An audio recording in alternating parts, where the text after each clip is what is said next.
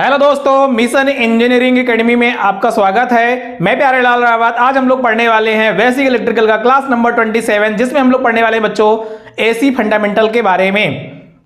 तो बच्चों हमने ऑलरेडी एसी फंडामेंटल को डिस्कस कर चुके हैं, 3 से 4 क्लास हम लोग पढ़ चुके हैं। आज हम लोग पढ़ने वाले हैं एसी फंडामेंटल में कुछ और आगे की टॉपिक्स को, जिसमें हम लोग देखने वाले बच्चों पावर फैक्टर को सुधारने की विधियां। तो बच्चों पिछली क्लास में मैंने बताया था कि एक्टिव पावर क्या होती है, रिएक्टिव पावर क्या होती है, ऑपरेंट पावर क्या होती है। साथ में हम लोग पढ़े थे बच्चों कि हमारे पास में पावर फैक्टर का महत्व क्या होता है, पावर फैक्टर किन किन कारणों से खराब होता है। ये सारी चीजें मैं आपको पिछली क्लास में पढ़ा चुका हूं। जिसमें बता दूं बच्चों, मैं आप लोग को बताया था कि जो एक्टिव पावर होती है वो रियल पावर होती है, जो कि प्रतिरोध के द्वारा खर्च की जाती है। जैसे हमारे पास में घरों में बिजली का जलना, पंखे का घूमना, है ना, मोटर से संबंधित कोई भी कूलर हो गया, फ्रिज हो गया, एसी हो गया, सारी चीज जो होती है बच्चों कौन सी होती है, एक्टिव पावर के अंतर्गत जो खर्च करने वाली ऊर्जा होती है उसे हम लोग बोलते हैं, जो कि रियल पावर होती है। फिर हमने देखा था बच्चों कि रिएक्टिव पावर क्या होती है। तो रिएक्टिव पावर जो होती है बच्चों वो परिपथ में ऑटोमेटिक बनती है। किसके कारण? इंडक्टेंस के कारण, अर्थात कॉइलिंग के कारण जो है तो ऑटोमेटिक वहां पे रिएक्टेंस बन जाता है, जिसके कारण जो है तो रिएक्टिव पावर बनती है, जिसे हम लोग बोलते हैं बच्चों आभासी शक्ति। लास्ट में हमने पढ़ा था बच्चों ऑपरेंट पावर। ऑपरेंट पावर क्या होती है? ऑपरेंट पावर हमने पढ़ा था बच्चों कि जो हमारे पास में एक्टिव पावर होती है और रिएक्टिव पावर होती है, उन दोनों का सम होता है। क्या होता है बच्चों? उसे हम बोलते हैं ऑपरेंट पावर। इनके यूनिट्स को, इनके फॉर्मूले को आप लोग को याद रखना है। जो हमारे पास एक्टिव पावर का सूत्र होता है बच्चों, हमने पढ़ा था P बराबर, है ना, वी आई कॉस फाई। जो रिएक्टिव पावर होती है P बराबर वी आई साइन फाई। और जो ऑपरेंट पावर होती है उसका हमने पढ़ा था एक्टिव पावर अपान ऑपरेंट, है ना, active power upon reactive power equals to apparent power. ये हमने देख लिया था पिछली क्लास में। साथ में हमने देखा था बच्चों कि पावर फैक्टर का महत्व क्या होता है। तो पावर फैक्टर का बहुत बड़ा महत्व होता है हमारे इलेक्ट्रिकल में, क्योंकि पावर फैक्टर यदि खराब होगा, पावर फैक्टर यदि पुअर होगा बच्चों, तो क्या होगा? इलेक्ट्रिसिटी ज्यादा से ज्यादा कंज्यूम करेगा, जो कि हमारे इलेक्ट्रिकल सिस्टम के लिए या बिजली के लिए करंट वोल्टेज का नुकसान करेगा, जिसके लिए हमारे पास बिजली का बिल ज्यादा आएगा या हमारा बिजली का नुकसान होगा। तो हम लोग क्या कर सकते हैं? पावर फैक्टर को सुधारने के लिए हमने 3 विधियां पढ़ी थी कल की क्लास में, जिसमें हमने देखा था बच्चों पहली विधि थी स्टैटिक कैपेसिटर। उसके हेडिंग को हमने पढ़ लिया था। आज हम लोग क्लास स्टार्ट कर रहे हैं। तो बच्चों यह क्लास जो है उन विद्यार्थियों के लिए है जो आईटीआई क्लास को, आईटीआई संबंधित कोई भी गवर्नमेंट की तैयारी कर रहे हो, है ना, किसी प्रकार की गवर्नमेंट की तैयारी कर रहे हो, और वो डिप्लोमा वाले बच्चे, पॉलिटेक्निक वाले भी पढ़ सकते हैं इसको। फाउंडेशन बैच है उनका, तो वहां से उनका फाउंडेशन मजबूत होगा। ओके बच्चों, तो हम लोग स्टार्ट करते हैं। स्टैटिक कैपेसिटर क्या होता है, अर्थात स्थिर संधारित्र कैपेसिटर क्या होता है, इससे कैसे हम लोग जो है तो पावर फैक्टर को इंप्रूव करते हैं, अर्थात सुधारते हैं। ओके बच्चों, तो मजा आने वाला है। कल की क्लास में बहुत अच्छा लगा था, बहुत सारी चीज हमने पढ़ा था। आज भी हम लोग पढ़ने वाले हैं बहुत अच्छे से। तो आप लोग जो है तो इस चैनल को सबसे पहले यदि नए हैं तो लाइक कर दीजिए और सब्सक्राइब कर दीजिए। और हम लोग अब स्टार्ट करते हैं सुधारने, है ना, पावर फैक्टर सुधारने की विधियां। अर्थात पहली विधि हमारे पास है बच्चों स्टैटिक कैपेसिटर। ओके, तो स्टैटिक कैपेसिटर जो होता है बच्चों वो क्या होता है? एज अ कंडेंसर होता है। एज अ कंडेंसर जो हम लोग फैन के ऊपर लगाते हैं, जैसे कंडेंसर होता है, उसी को हम लोग क्या बोलते हैं बच्चों? कैपेसिटर। इंग्लिश में कैपेसिटर बोलते हैं। स्टैटिक का मतलब होता है बच्चों स्थिर, मतलब परमानेंटली जहां पे कनेक्ट हो। तो परमानेंट कंडेंसर को ही हम लोग क्या बोलते हैं बच्चों? स्टैटिक कैपेसिटर, अर्थात स्थिर संधारित्र। ओके, पहला पॉइंट क्या कहता है बच्चों कि पावर फैक्टर सुधारने के लिए कैपेसिटर का उपयोग करते हैं। ऑब्वियसली पावर फैक्टर को इंप्रूव करने के लिए, अच्छा बनाने के लिए, सुधारने के लिए हम लोग क्या करते हैं बच्चों? कैपेसिटर का उपयोग करते हैं। अब उसको लगाया कहां पे जाता है? तो ये बता रहा है कि इस कैपेसिटर को लोड के पास में तथा लोड के समांतर में जोड़ा जाता है। पहली बात तो यह है कि हमारे पास जो कैपेसिटर होता है बच्चों कुछ इस प्रकार का होता है। ओके, कुछ इस प्रकार का जो है तो कैपेसिटर होता है। आपने देखा होगा 2 वायर निकली होती हैं, है ना, दिस इज कैपेसिटर। अब इसको हम लोग लगाते कहां पे है बच्चों? कहां पे लगाते हैं? तो लोड के हम लोग हमेशा कहां पे लगाते हैं बच्चों? समांतर में लगाते हैं। कहां पे लगाते हैं? कि हमेशा कैपेसिटर को लोड के पास में तथा उसके समांतर में जोड़ा जाता है। क्यों? समांतर में बच्चों कंडेंसर जो काम करता है वो एज अ पावर फैक्टर को इंप्रूव करता है, और यदि हम उसको सीरीज में लगाएंगे तो क्या करेगा वो बच्चों? फेज क्रिएट कर देगा, है ना। तो कैपेसिटर के 2 काम हैं। यदि हम समांतर में लगाएंगे तो बच्चों क्या करेगा, ये पावर फैक्टर को इंप्रूव कर देगा, अच्छा कर देगा, वोल्टेज को अच्छा कर देगा, बढ़ा देगा। लेकिन अगर हम लोग इसको क्या करें बच्चों, सीरीज में लगा देंगे तो सीरीज में क्या करेगा बच्चों, ये फेज क्रिएट कर देगा। अर्थात हम लोग सिंगल फेज की मोटरों में इसीलिए कैपेसिटर लगाते हैं ताकि हमें वो सेल्फ स्टार्ट हो सके हमारी मोटरें। क्यों? क्योंकि हम उसको जब श्रेणी में लगा देंगे बच्चों तो हमारी मोटर क्या होगी, एक फेज के बजाय दो फेज की बन जाएगी। जब दो फेज की बनेगी तो क्या होगा बच्चों, वो ऑटोमेटिक सेल्फ स्टार्ट हो जाएगी। जैसे हम लोग क्या करते हैं बच्चों कि पानी वाली मोटरें, छोटी छोटी जो मोटरें हमारे घरों में लगी होती हैं वो सेल्फ स्टार्ट होती हैं। कैसे? क्यों? क्योंकि उसमें कैपेसिटर लगा होता है। कहां पे? उसके पास में। और किस क्रम में? हम बोलेंगे श्रेणी क्रम में। श्रेणी क्रम में यदि कैपेसिटर आप लगाओगे तो होगा क्या बच्चों कि वो ऑटोमेटिक फेज क्रिएट करके हमें दे देगा, जिससे हमारा एक फेज के बजाय दो फेज बन जाएगा। और एक से अधिक जब फेज होते हैं बच्चों, सॉरी दो या दो से अधिक फेज जब होते हैं, मिनिमम दो फेज अगर होते हैं तो वह मोटर सेल्फ स्टार्ट हो जाती है। हम लोग सेल्फ स्टार्ट बनाने के लिए हम लोग क्या करते हैं बच्चों, कैपेसिटर को फेज है ना सीरीज में लगाते हैं, जिससे वो क्या करता है बच्चों, फेज बना देता है। ओके, तो आई होप समझ में आ गया आप लोग को कि जो हमारा कैपेसिटर होता है बच्चों वो लोड के पास में लगता है, जो भी लोड हो। जैसे आपने देखा होगा पंखा जो होता है छत का, है ना, सीलिंग फैन जो होता है उसके पास में कैपेसिटर ऊपर लगाते हैं। आपने कहां पे देखा होगा बच्चों, आपने जो है तो कूलर में देखा होगा। ऑब्वियसली कूलर में जो हमारी मोटर लगी होती है वहां पे आसपास बंधा हुआ रहता है ना। तो हर जगह आपको कैपेसिटर मिलेगा लोड के पास में, है ना। और कैसे क्रम में कनेक्ट होगा तो हम बोलेंगे समांतर क्रम में हमेशा लगाया जाता है, जिससे वो क्या करे, पावर फैक्टर को इंप्रूव कर दे और वोल्टेज को बढ़ा दे, जिससे हमारे इंस्ट्रूमेंट्स को कैपेसिटी मिल जाती है और उसकी स्पीड क्या हो जाती है बच्चों, बढ़ जाती है। नेक्स्ट पॉइंट क्या कहता है बच्चों कि इस कैपेसिटर की रेटिंग kVAr में लेते हैं। अर्थात जो ये कैपेसिटर होता है बच्चों, इसकी जो यूनिट होती है वो kVAr में होती है। क्यों kVAr में होती है? क्योंकि यह कैपेसिटर का काम ही होता है रिएक्टिव पावर को कम करने का। अर्थात आप क्या करेंगे, रिएक्टिव पावर को जितना कम से कम कर देंगे उतना ही क्या होगा बच्चों, पावर फैक्टर हमारा बढ़ जाएगा। मैंने कल की क्लास में पढ़ाया था आपको कि जो हमारे पास में क्या होती है बच्चों, रिएक्टिव पावर होती है ना। रिएक्टिव जो पावर होती है यदि हम उसके मान को कम कर दें तो हमारा पावर फैक्टर क्या होगा बच्चों, बढ़ जाएगा। अर्थात पावर फैक्टर को बढ़ाना है, पावर फैक्टर सुधारना है, तो जो रिएक्टिव पावर है, रिएक्टिव मतलब प्रतिघाती शक्ति, मतलब वह शक्ति जो हमारे करंट वोल्टेज को नष्ट कर रही है, उसी को हम कर देंगे बच्चों कम, तो क्या होगा, पावर फैक्टर अच्छा हो जाएगा, जिससे हमारा जो है तो खपत कम हो जाएगी, बचत होने लगेगी। हम क्या बोलेंगे, क्या कह रहा है, इस कैपेसिटर की है ना रेटिंग हमेशा kVAr में लेते हैं, क्योंकि कैपेसिटर जो होता है, वैसे तो कैपेसिटर की क्या होती है यूनिट, है ना, फैराड में होती है ना, फैराड में होती है, पिको फैराड, नैनो फैराड, है ना, ये सारी फैराड्स में होती हैं। लेकिन यहाँ पे जो कैपेसिटर यूज होता है, जैसे स्थिर कैपेसिटर की हम बात करेंगे तो इसकी यूनिट हमेशा kVAr में लेंगे, ये आप लोग को याद रखना है। ओके बच्चों, इस विधि का उपयोग हम कहां पे करते हैं बच्चों, घर में जो इंस्ट्रूमेंट्स हमारे लगे होते हैं, फैक्ट्रियों में, मोटरों के ऊपर, सब स्टेशन में भी हम लोग करते हैं। जो बिजली विभाग का सब स्टेशन होता है, मेन स्टेशन होता है, वहां पे भी हम लोग क्या करते हैं बच्चों कि स्टैटिक कैपेसिटर का उपयोग करते हैं, जिससे वहां पे हम लोग क्या कर सकते हैं, पावर फैक्टर को इंप्रूव किया जा सकता है। अर्थात इस विधि का उपयोग घर, फैक्ट्री, सब स्टेशन आदि में पावर फैक्टर को सुधारने के लिए करते हैं। ओके, तो यदि पावर फैक्टर हमारा खराब है तो हम पहली विधि यूज करेंगे बच्चों, कौन सी, पावर फैक्टर सुधारने की, स्थिर संधारित्र विधि। अब हम बात करते हैं बच्चों सेकेंड विधि की। सेकेंड विधि क्या कहती है, सिंक्रोनस कंडेंसर, मतलब होता है बच्चों तुल्यकालिक कंडेंसर या तुल्यकाली मोटर।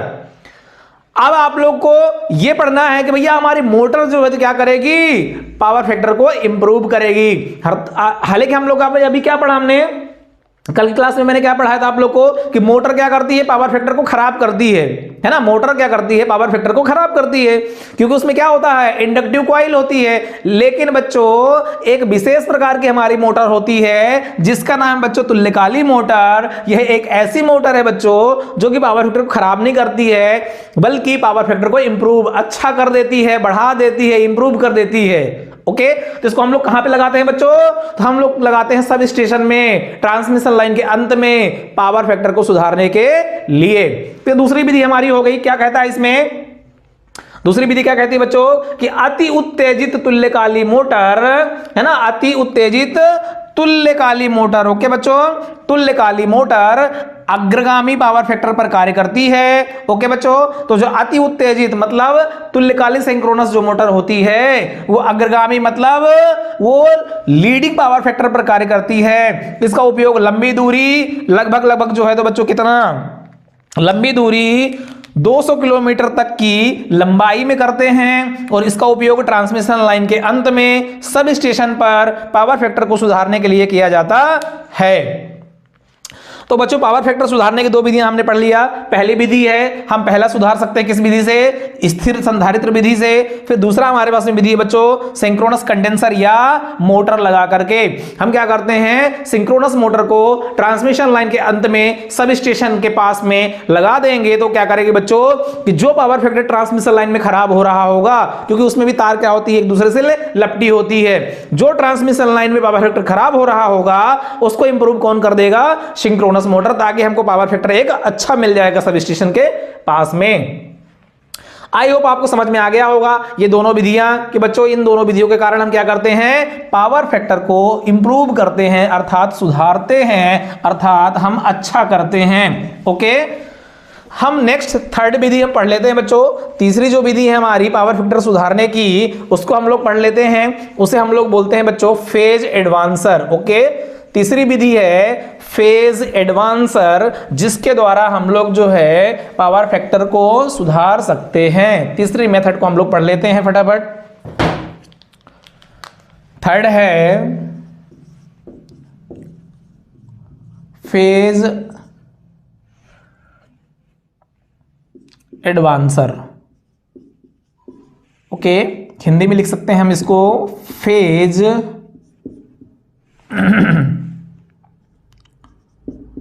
एडवांसर। फेज एडवांसर क्या कहता है बच्चों, फेज एडवांसर क्या कहता है कि इसका उपयोग 150 किलोवाट या उससे ज्यादा रेटिंग की इंडक्शन मोटर की पावर फैक्टर को सुधारने के लिए उपयोग करते हैं। फेज एडवांसर जो होता है बच्चों स्पेशल प्रकार का जो है हमारे पास मेथड है जिसका उपयोग हम लोग कहां पे करते हैं बच्चों, कम से कम 150 किलोवाट की मोटर होनी चाहिए या उससे ज्यादा की मोटरों को हम लोग जो है तो उसमें पावर फैक्टर कम खराब होता है उसको सुधारने के लिए हम लोग इसका उपयोग करते हैं। तो हम लिख लेते हैं बच्चों इसका उपयोग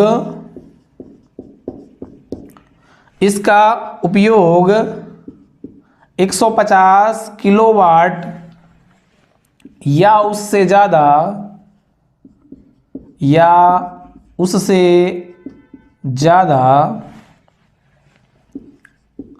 रेटिंग की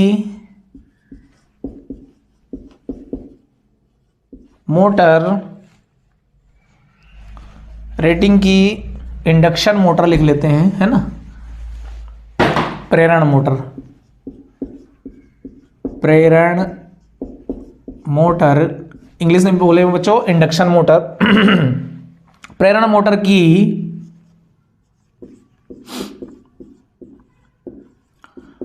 पावर फैक्टर को सुधारने के लिए उपयोग करते हैं, सुधारने के लिए उपयोग करते हैं।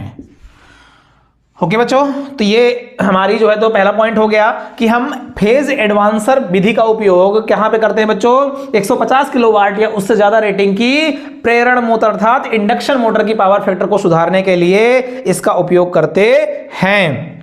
ओके बच्चों, नोट पॉइंट में थोड़ा सा मैं लिखवा रहा हूं आपको, एक नोट पॉइंट है छोटा सा, इसमें आप लोग को क्या ध्यान रखना बच्चों कि जो हमारे पास में kVAR होता है मतलब रिएक्टिव पावर जो होती है ना, kVAR को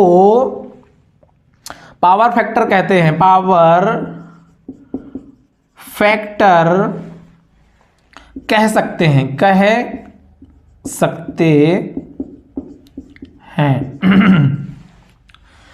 कहने का मतलब ये है बच्चों, जो केवीआर होता है ना, वही क्या होता है, पावर फैक्टर को खराब करता है। तो हम एक तरह से केवीआर को पावर फैक्टर भी कह सकते हैं, कहने का मतलब ये है। तो फेज एडवांसर क्या हुआ बच्चों, इसका उपयोग हम लोग कहां पे करते हैं, 150 किलोवाट या उससे ज्यादा रेटिंग की मोटरों के लिए हम क्या करते हैं, इस विधि का उपयोग करते हैं। और एक नोट पॉइंट है कि केवीआर जो होता है उसको हम लोग पावर फैक्टर भी कह सकते हैं। ओके, तो ये रहा हमारा बच्चों फेज एडवांसर, है ना। कहां पे यूज करते हैं हम, 150 किलोवाट या उससे ज्यादा रेटिंग की मोटरों को, है ना, उसका पावर फैक्टर यदि खराब होता है तो उनको सुधारने के लिए हम लोग जो है तो इन विधियों का उपयोग कर लेते हैं। तो ये रहा बच्चों पावर फैक्टर सुधारने की विधि। एक्चुअली मेरा गला थोड़ा सा खराब है ना, तो थोड़ा सा प्रॉब्लम थी गले में, फिर भी पढ़ा रहा हूं बच्चों आप लोग के लिए। तो आप लोग जो है तो अच्छे से पढ़ना भैया, क्योंकि मेहनत बहुत लगती है पढ़ाने में, है ना। गला भी खराब होता है, प्रॉब्लम्स भी होती हैं, तो बहुत सारी चीज़ें होती हैं। टेक्निकली हम लोग जो है तो वीडियो बनाते हैं तो बहुत सारा मेहनत लगता है, तो आप लोग को जो है तो मेहनत के साथ में पढ़ना है। अब हम लोग बच्चे पढ़ते हैं आरएलसी परिपथ, है ना, जिसमें हम लोग पढ़ेंगे श्रेणी क्रम और समांतर क्रम। तो आरएलसी पहले श्रेणी पढ़ लेते हैं, फिर आरएलसी समांतर पढ़ लेंगे। आज इन दोनों को खत्म करना है हमको, है ना। तो आरएलसी श्रेणी क्रम परिपथ में अनुनाद की स्थिति क्या होती है बच्चों, इस चीज को हमें जो है तो पढ़ना है। तो पहला है बच्चों आरएलसी श्रेणी परिपथ में अनुनाद की स्थिति, जिसे हम लोग कह सकते हैं बच्चों resonance in RL series AC circuit. Okay, तो फर्स्ट है हमारे पास में आरएलसी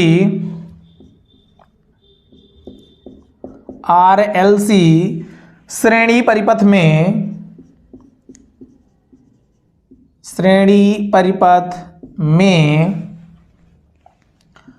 अनुनाद की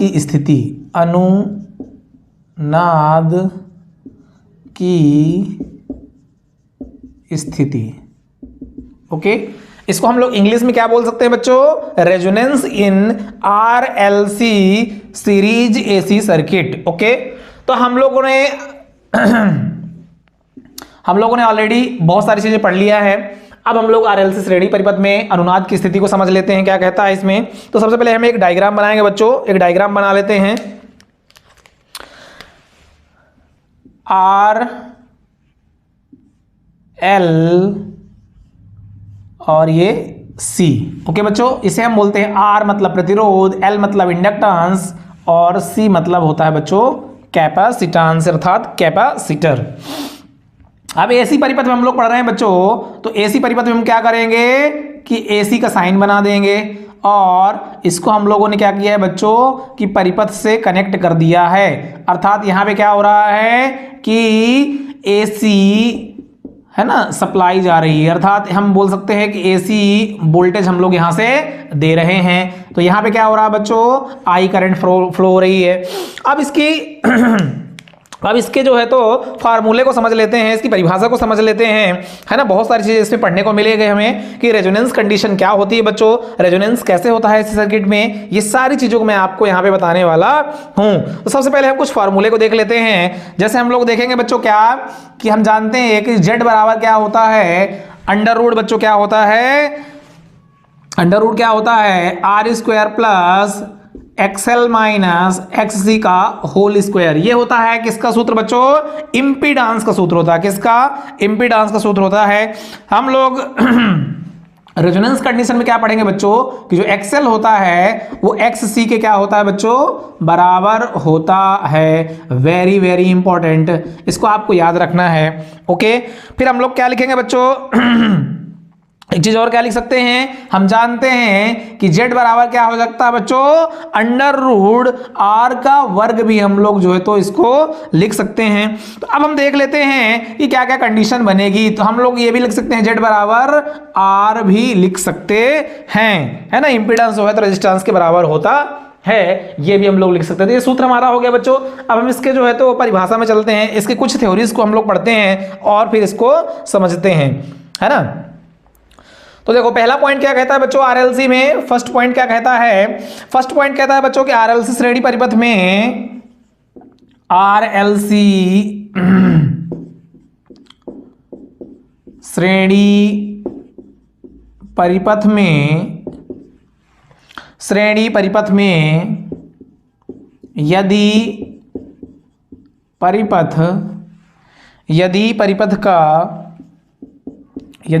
का इंडक्टिव रिएक्टेंस, ओके, जिसे हम बोलते हैं बच्चों प्रेरणिक प्रतिघात, है ना, इंडक्टिव रिएक्टेंस, अर्थात हम इसको लिख सकते हैं एक्सएल, है ना, इंडक्टिव रिएक्टेंस का मान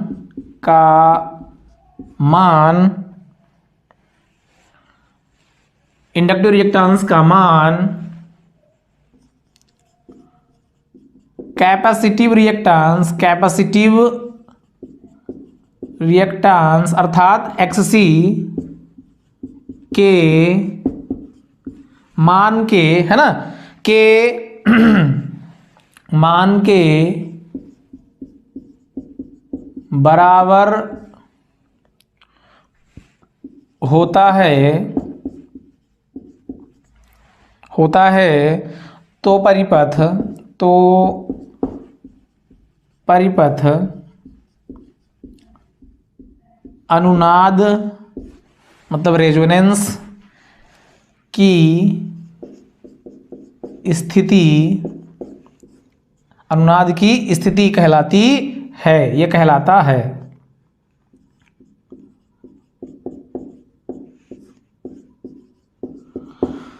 पहली टर्म कंडीशन क्या है बच्चों? पहली कंडीशन क्या है? RLC श्रेणी परिपथ में यदि परिपथ का इंडक्टिव रिएक्टेंस अर्थात XL जो का मान है वो कैपेसिटिव रिएक्टेंस XC के मान के बराबर हो तो उस परिपथ को हम लोग क्या बोलेंगे बच्चों?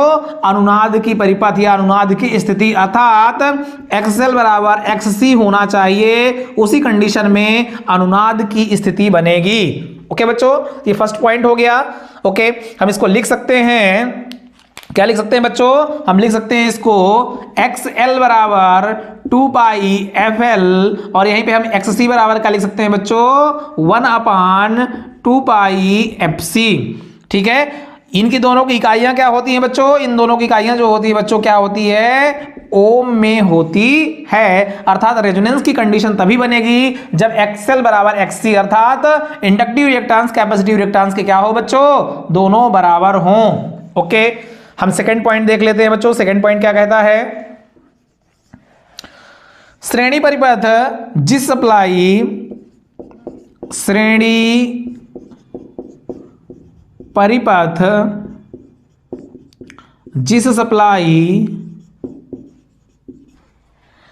सप्लाई आवृत्ति पर, आवृत्ति मतलब बच्चों फ्रीक्वेंसी, है ना, आवृत्ति पर अनुनाद मतलब रेजोनेंस, अनुनाद की स्थिति में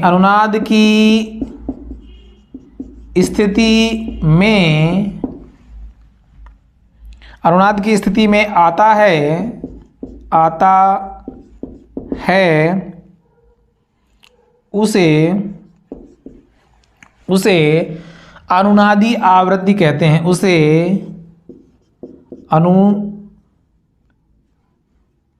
अनुनादी आवृत्ति कहते हैं। ओके, तो क्या कहता है बच्चों कि जो हमारे पास में क्या कहता है? श्रेणी परिपथ जिस सप्लाई आवृत्ति पर अनुनाद की स्थिति में आता है उससे अनुनादी आवृत्ति कहते हैं। इसका सूत्र क्या होगा बच्चों? तो इसका जो मान होता है बच्चों हम क्या लिख सकते हैं? FR बराबर 1/, क्या हो सकता है बच्चों? 1/2, है ना, 1/2 पाई अंडर LC होता है। ओके, 1/, है ना, इसको हम लोग क्या लिख सकते हैं? 1/2 पाई अंडर LC होता है। ओके, तो ये हो गया अनुनादी आवृत्ति का सूत्र बच्चों, वेरी वेरी इंपॉर्टेंट है, ये एग्जाम में हमेशा पूछा जाता है, पूछ लेता है कि अनुनादी आवृत्ति का मान बताइए, तो आप लोग क्या लिखना है? FR बराबर, है ना, 1/2 पाई अंडर LC होता है, ये अनुनाद की आवृत्ति कहलाती है। ओके बच्चों, तो ये हो गया अपना सेकंड पॉइंट। थर्ड पॉइंट देख लेते हैं बच्चों। अनुनाद की स्थिति में तीसरा पॉइंट क्या कहता है, अनुनाद की स्थिति में, अनुनाद की स्थिति में श्रेणी परिपथ, श्रेणी परिपथ का इम्पीडेंस, इम्पीडेंस अर्थात जिसे हम लोग क्या बोलते हैं बच्चों हिंदी में, प्रतिबाधा, प्रतिबाधा न्यूनतम होती है, न्यूनतम होता है,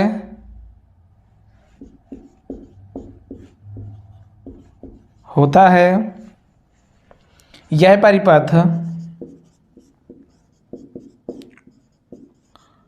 यह परिपथ के प्रतिरोध, यह परिपथ के प्रतिरोध के बराबर होता है। ओके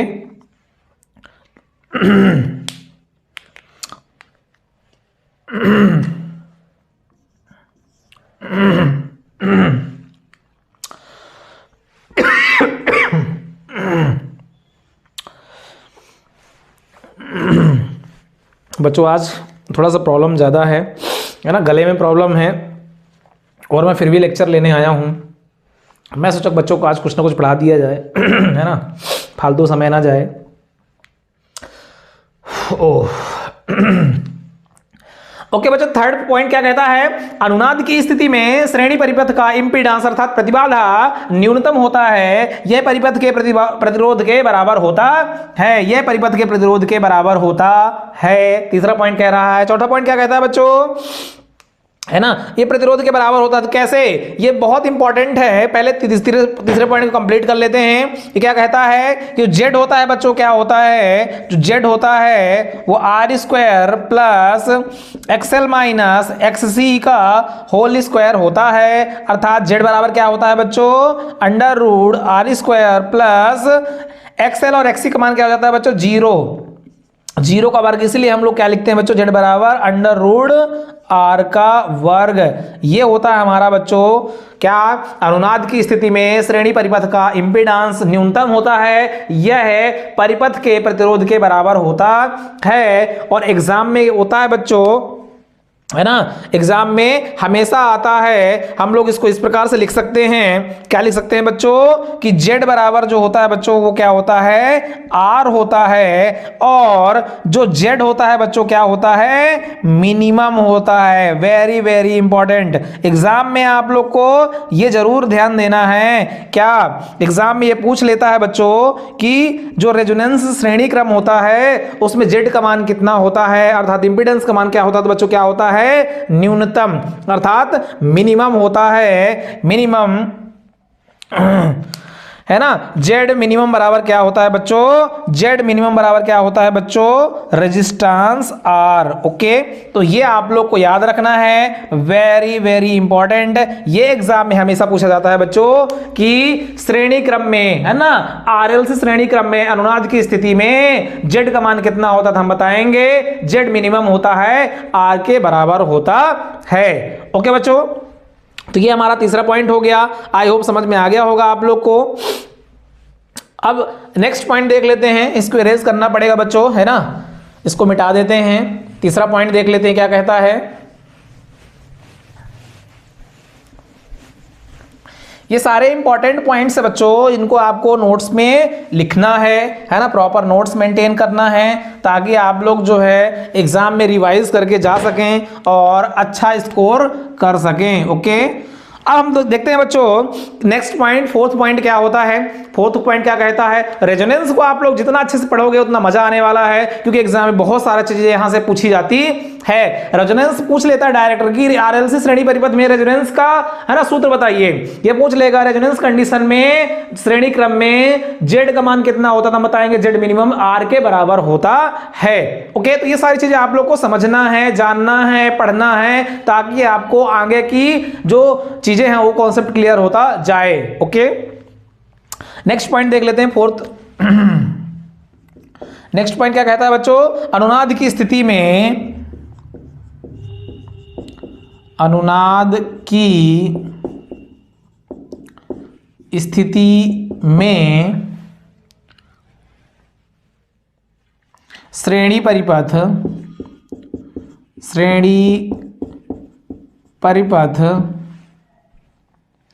की करंट का मान अधिकतम होता है। क्या होता है बच्चों, अधिकतम होता है। वेरी वेरी इंपॉर्टेंट, बहुत इंपॉर्टेंट है बच्चों। क्या होता है, अनुनाद की स्थिति में श्रेणी परिपथ का जो करंट होता है बच्चों क्या होता है, अधिकतम होता है। तो आप लोग क्या बोलना है कि जो करंट होती है बच्चों क्या होती है, अधिकतम होती है, लेकिन श्रेणी क्रम में जो जेड होता है बच्चों क्या जेड होता है, क्या होता है बच्चों, न्यूनतम होता है, मिनिमम होता है, आर के बराबर होता है। इस पॉइंट को आप लोग को क्या करना है बच्चों, याद रखना है। अगला पॉइंट देख लेते हैं, है ना। तो करंट का सूत्र क्या होगा, ये भी हम सारी चीजें देखते जा रहे हैं, हर पॉइंट में हम फॉर्मूला लिखते जा रहे हैं। करंट का मान क्या होगा, आई मैक्सिमम बराबर क्या होगा बच्चों, वी अपान जेड मिनिमम। श्रेणी क्रम में क्या होगा, वेरी वेरी इंपॉर्टेंट, श्रेणी क्रम में क्या होगा बच्चों, श्रेणी क्रम में क्या होगा, आई मैक्स होगी, आई मैक्सिमम होगी equals to V upon Z. जैसे हम लोग लिखते हैं ना बच्चों, क्या आई बराबर वी अपान आर, तो जो आर होता है बच्चों यहाँ पे आएगा जेड, मतलब इंपीडेंस। आर मतलब होता है किसी पर्टिकुलर तार का प्रतिरोध, लेकिन जो इंपीडेंस होता है बच्चों वो सब कुछ मिलाकर टोटल होता है। जैसे हम लिखते हैं क्या, हम यहां पे लिखे हैं जेड बराबर क्या लिखे हैं, under root R square plus XL minus XC, मतलब इंडक्टिव रिएक्टेंस, कैपेसिटिव रिएक्टेंस और प्रतिरोध तीनों को जब मिला देते हैं बच्चों, सभी को मिला देते हैं, सभी लॉसेस को या सभी प्रतिरोधों को मिला देते हैं, तब क्या बनता है, हमारा प्रतिबाधा बनती है, अर्थात इंपीडेंस बनता है। तो जो हमारा इंपीडेंस होता है वो क्या कहता है बच्चों, श्रेणी परिपथ में मिनिमम होता है, और जो हमारी करंट होती है वो अधिकतम होती है। नेक्स्ट पॉइंट देख लेते हैं बच्चों, क्या कहता है, अनुनाद की स्थिति में श्रेणी परिपथ, अनुनाद की स्थिति में श्रेणी परिपथ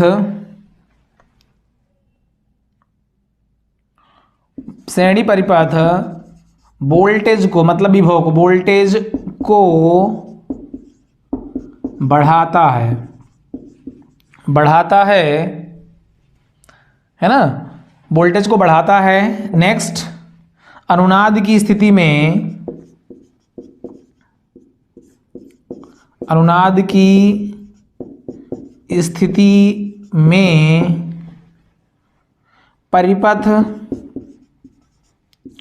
परिपथ का power factor, very very important बच्चों, पावर फैक्टर यूनिटी होता है। क्या यूनिटी होता है, यूनिटी का मतलब होता है बच्चों इकाई होता है। इकाई का मतलब क्या होता है बच्चों, एक होता है। क्या एक होता है, हमेशा याद रखना, जहां यूनिटी बोला जाए, इकाई बोला जाए, एक बोला जाए, वो एक ही होता है ना। अर्थात अनुनाद की स्थिति में परिपथ का पावर फैक्टर जो होता है बच्चों क्या होता है, यूनिटी होता है। Very very important, power factor एक होता है, करंट अधिकतम होती है, जेड क्या होता है बच्चों, मिनिमम होता है। ये चीजों को याद रखना है आप लोग को। और वोल्टेज क्या होता है, बच्चों बढ़ता है ना। तो ये चीजें बहुत इंपॉर्टेंट हैं आप लोग के लिए। तो यहाँ पावर फैक्टर हमको निकालना है, तो क्या करेंगे, cos फाई बराबर हम क्या निकालेंगे बच्चों, R अपान जेड, और R अपान जेड जब कटेगा तो बच्चों क्या बचेगा, एक। अर्थात हमारे पास में जो cos फाई बचता है बच्चों वो एक होता है। इसीलिए हम लोग क्या बोलते हैं बच्चों कि जो हमारे पास पावर फैक्टर जो होता है वो क्या होता है, यूनिटी। अनुनाद की स्थिति में हमेशा कॉस फाई जो होता है 1 होता है, अर्थात अनुनाद की स्थिति में पावर फैक्टर का मान 1 होता है। यह आप लोग को याद रखना है। ओके बच्चों, लास्ट पॉइंट हम लोग देख लेते हैं श्रेणी क्रम का। अनुनाद की स्थिति में लास्ट पॉइंट है, अनुनाद की स्थिति में, ये सारे बहुत इंपॉर्टेंट पॉइंट्स है बच्चों, इसको आप लोग को जो है ना अपनी नोट्स में लिखना ही लिखना है ना। अनुनाद की स्थिति में प्रतिरोध में होने वाला वोल्टेज ड्रॉप सप्लाई वोल्टेज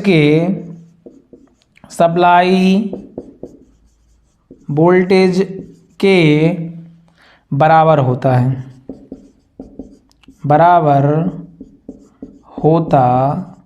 है।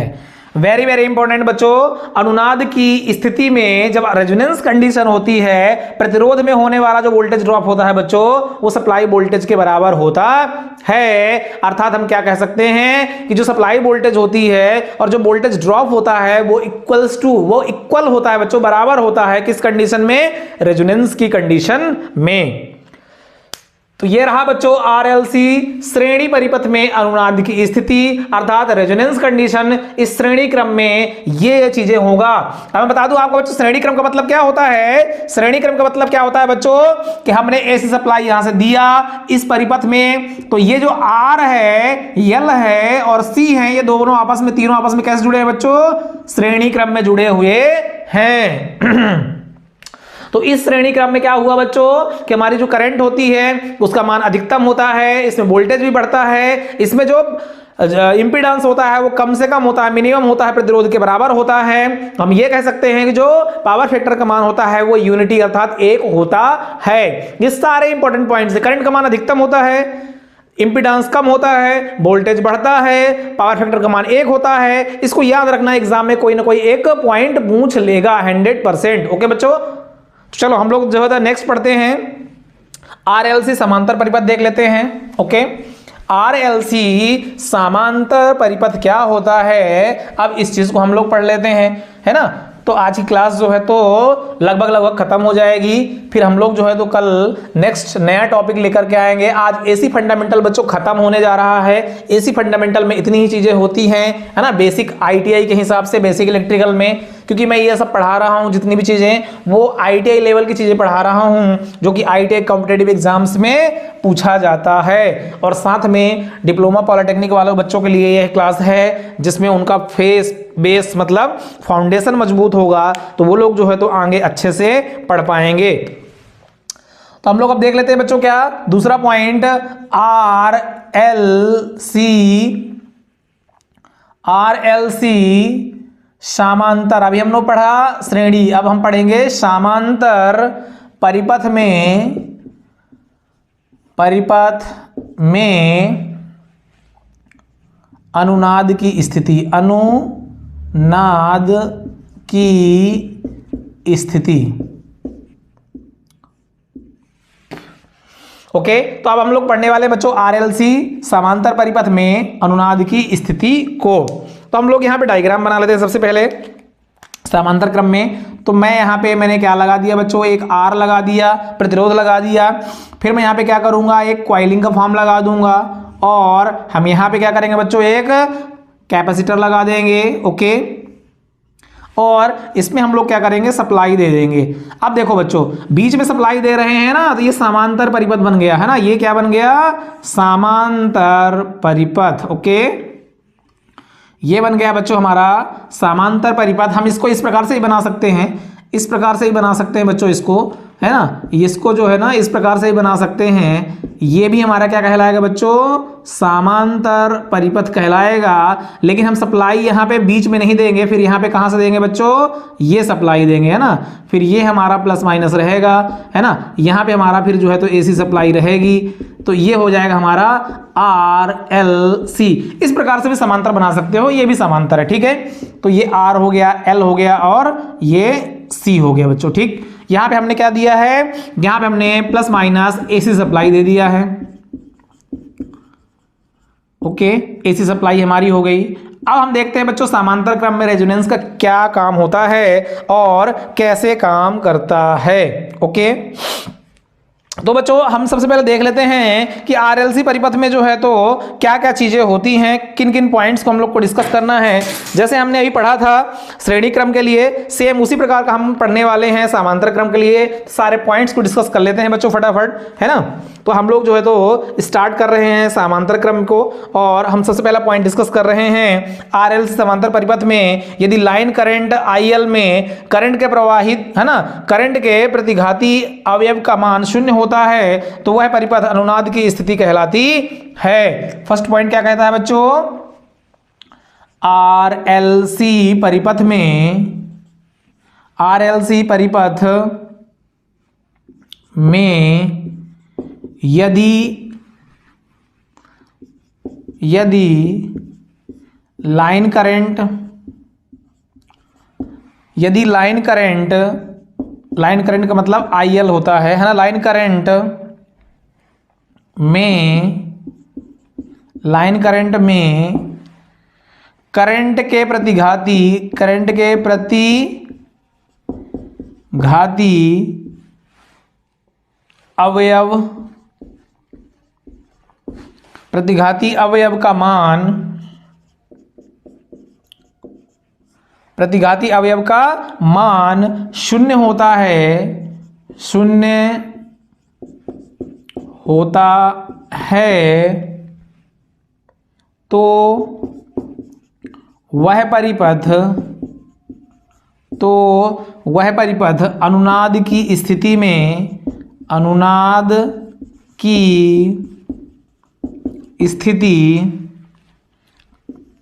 कहलाता है या कहलाती है। ओके, कहलाती है।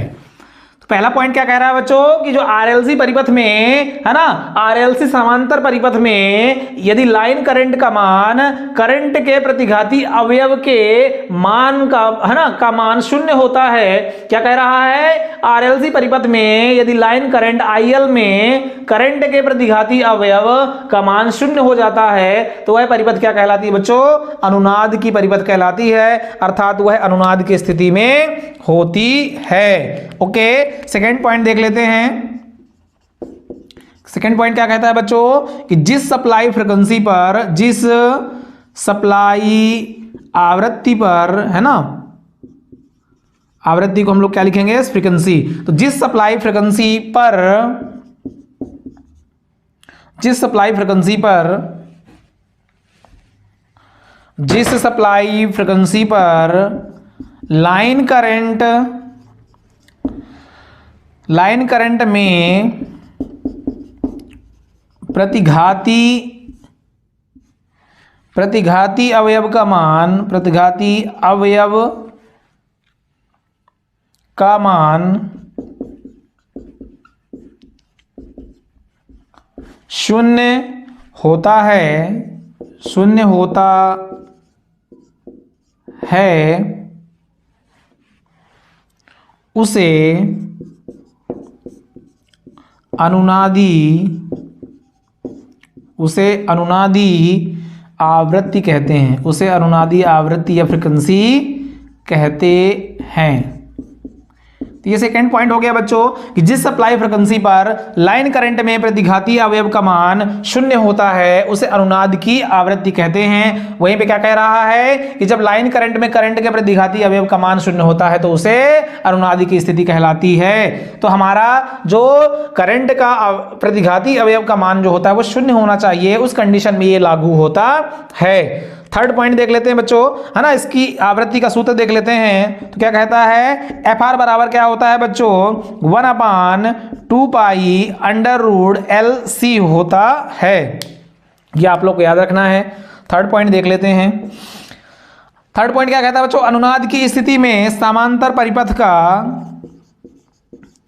अनुनाद की स्थिति में समांतर परिपथ का, समांतर परिपथ का इम्पीडेंस, इम्पीडेंस डांस अर्थात क्या होता है बच्चों, इम्पीडेंस हम लोग क्या बोलते हैं, प्रतिबाधा। प्रतिबाधा। तो क्या कहता है, अनुनाद की स्थिति में समांतर परिपथ का प्रतिबाधा अधिकतम होता है बच्चों, अधिकतम होता है, अधिकतम होता है। हमने श्रेणी क्रम में देखा था क्या होता है बच्चों, क्या होता है, इम्पीडेंस मिनिमम होता है, कम से कम होता है। इसमें क्या होता है बच्चों, अधिकतम होता है ना। इसलिए इसका मान क्या होता है बच्चों, इसलिए इसका मान क्या होता है, हम लिखेंगे जेड आर मैक्स बराबर, जेड आर मैक्स मतलब जेड आर मैक्सिमम बराबर क्या लिखेंगे बच्चों, एल अपान सी आर। ठीक है, एल अपान सी आर। इसकी यूनिट क्या होगी बच्चों, ओम में होती है।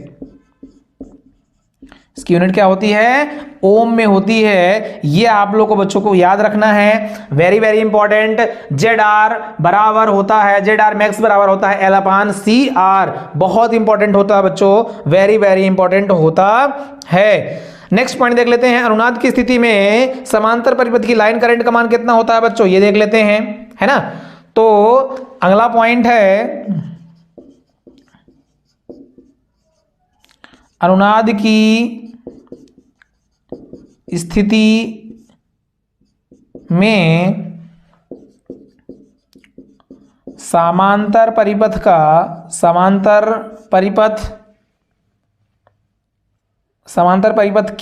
की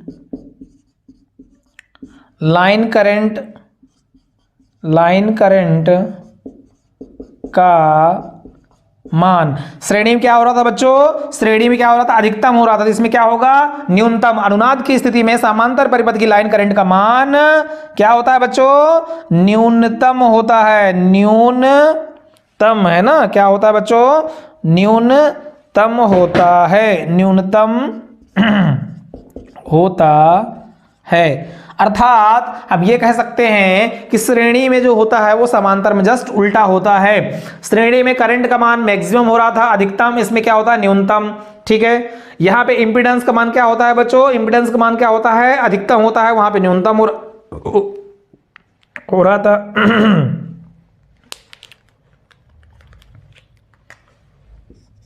इसका सूत्र क्या होगा बच्चों, तो जो हमारी करंट होगी समांतर क्रम में उसका मान कितना होगा, आई मिनिमम, कम से कम। आई मिनिमम बराबर क्या होगा बच्चों, वी अपान क्या होगा, जेड मैक्सिमम। ठीक है, तो हमने जस्ट उल्टा यहां पे देखा है ना। करंट कम हो रही है तो बोल्ट यहां पे इंपीडेंस क्या हो रहा है बच्चों, मैक्सिमम।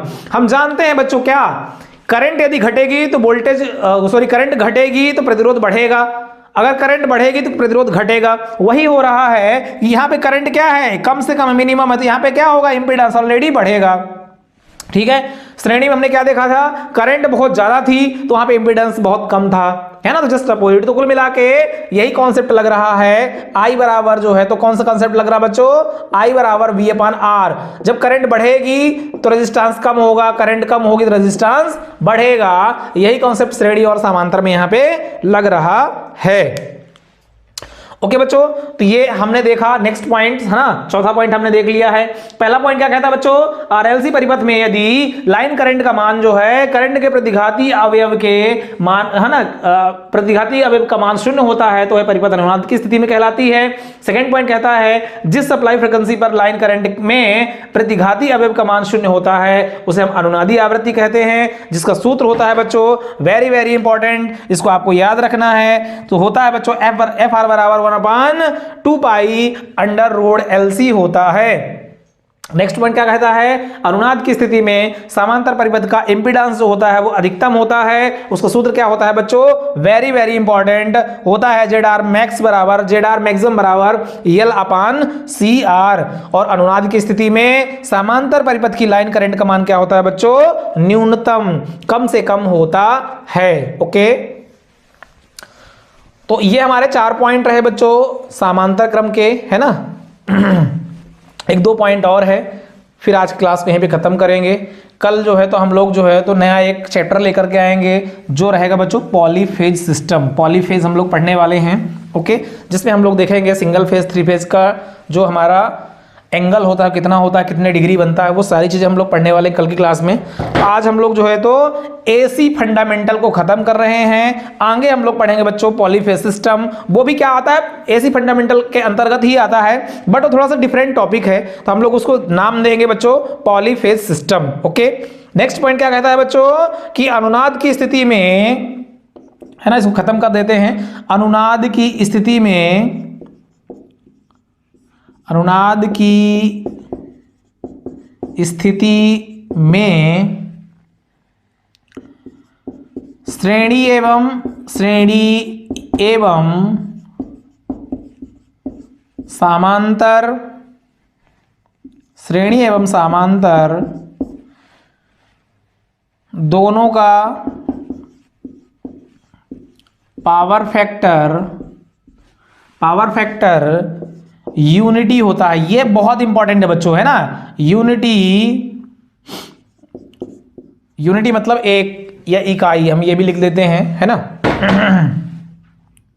क्या होता है बच्चों यूनिटी, अर्थात हम क्या बोल सकते हैं इसको, इकाई अर्थात एक, है ना। ये आप ध्यान रखना कि अनुनाद की स्थिति में श्रेणी एवं समांतर दोनों का पावर फैक्टर क्या होता है बच्चों, यूनिटी होता है। ये याद रखना है, दोनों कंडीशन में पावर फैक्टर क्या होता है, सेम होता है। ठीक है, लास्ट पॉइंट है हमारा बच्चों, अनुनाद की स्थिति में समांतर परिपथ पर,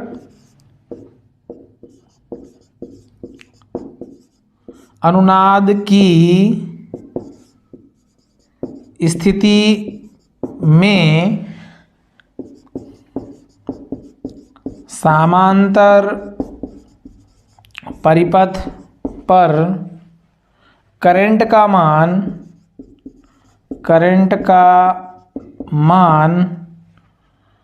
कम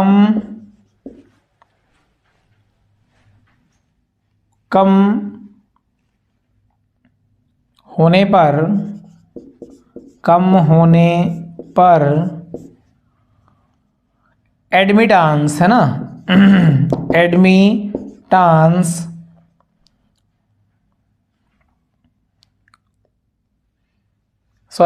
नहीं, इम्पीडेंस हम बोलेंगे, है ना।